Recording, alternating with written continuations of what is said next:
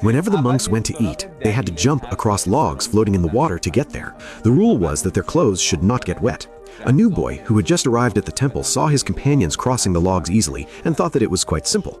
As soon as he stepped on a log, he lost his balance and fell straight into the lake. As soon as he got out of the water, he ran to the cafeteria area. But a senior monk at the gate stopped him and said that there is no entry with wet clothes. So he quickly took off his clothes, and on a nearby stone pillar he laid them out to dry. When the clothes were dry, he wore them again and finally went inside. But by then all the monks had eaten the rice. He saw a little porridge in a basket, so he took the bowl and moved forward, not knowing that it was reserved for the senior monks. Just then a senior monk stopped him and said, "If you want to fill your stomach, you'll have to rely on your own effort." They gave him a challenge. He had to stand balanced on the floating log while also eating the porridge from the bowl, but the poor boy could not maintain his balance and fell into the water again.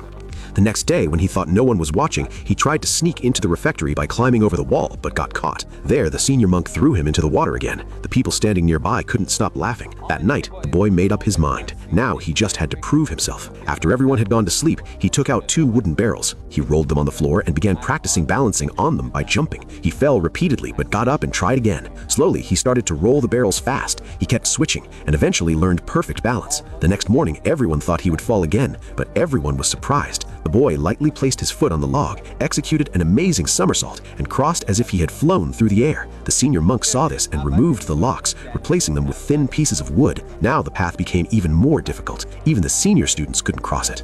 This girl walks into school every day wearing designer labels, drawing the attention of everyone in sight. She boasts millions of followers on social media, and any selfie she posts garners countless likes. As soon as the protagonist enters the classroom, her classmates greet her warmly. But she gives a cold stare to the girl sitting at her desk. The girl suddenly realized and hurried to leave. Yet the protagonist calls her back. She demands the girl wipe the rouge off the desk before going. The girl wiped it reluctantly and hurried off.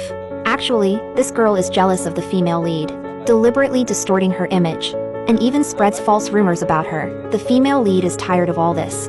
Until this day, when she discovered through a fan's private message that someone had stolen her photos and gained a significant following on social media. Meanwhile, the photo thief was boasting about her achievements, when suddenly, a flood of netizens began criticizing her. The protagonist had already clarified the situation on her social media.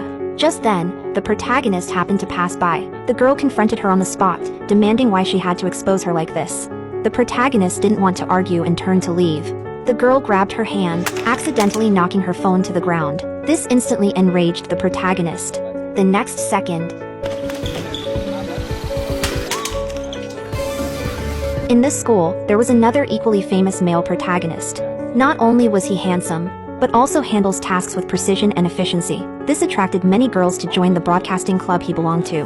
One female member confessed her feelings to him, only to be rejected. He even revoked her membership in the club. This led the broadcasting club to seek a new anchor to replace her. A classmate suggested the female lead was perfect for the job, so the male lead personally sought her out and invited her to join the broadcasting club.